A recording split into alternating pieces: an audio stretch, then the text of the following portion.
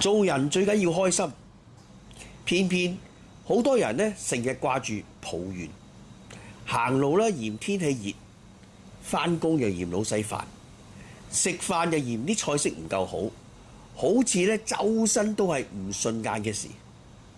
你有冇諗過？抱怨其實係最唔抵嘅投資。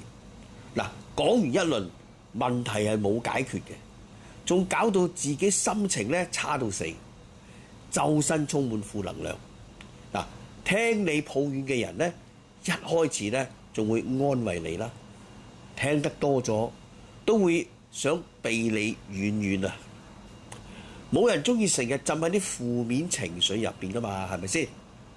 嗱，想改變咧，其實好簡單，唔好喺第一時間諗住發牢騷，試下停一停，問下自己呢件事我可以點樣改善？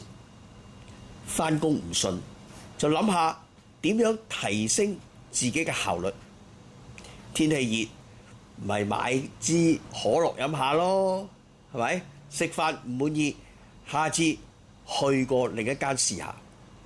嗱，與其浪費時間抱怨，不如用呢啲時間做啲實際嘅事。